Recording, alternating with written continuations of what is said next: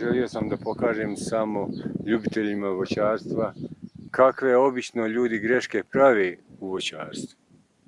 Vidite da ova jabuka rađa na dugim granama.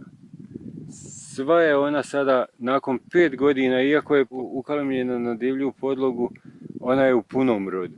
Ali na produženoj grani ona rađa. I naši ljudi prave osnovnu grešku kad orezuju, boje se da će im otići voćka previsoko i onda orezuju, svaku ovu granu presjeku na pola i samim tim što je tako odrežu, odbace kompletan plod, a ostave samo lisne pupoljke iz kojih će poslije da narastu grane i ta voćka onda podivlja. Nakon nekoliko godina ne može se obuzdati njen rast zato što ona izgubila sve svoje hormonalne pupoljke i jednostavno je ostala upropaštena.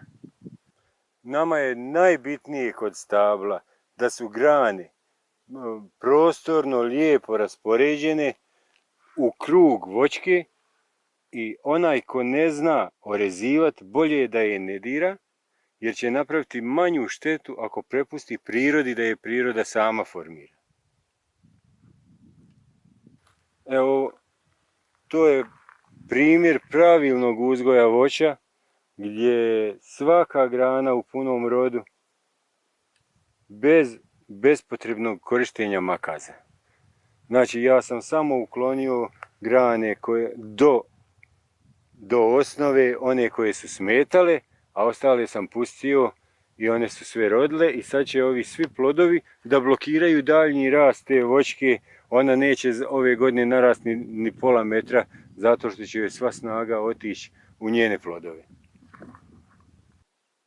Još jedna jako bitna stvar u voćarstvu je da se, znači, glavna grana, ova koja ide gore sprovodnica, ona mora biti bez konkurencije. Ja sam u jesen kad je lišće otpalo uzeo makaze i otkinuo sam prve 3 do 4 grane koje prave konkurenciju ovoj vodilci.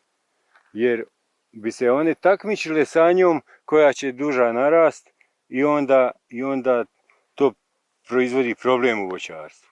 Znači, glavno je samo vodilcu osloboditi od konkurencije, otkinuti te 3 do 4 grane u konkurenciji i onda je ostaviti bez prikraćivanja njenih grančica i onda ona sva rodi, iako je na bujnoj divljoj podlozi. Želio sam još dati savjet svim voćarima koji žele nešto da imaju, a nemaju ogradu oko svog voćnjaka, moraju obavezno staviti zaštitu dole protiv zeca. Ja sam se koristio sa ovim cijevima za kablove električarskim, jednostavno presjećem tu cijev i nabacim je sa obe strane, svežem špagicom i to je to.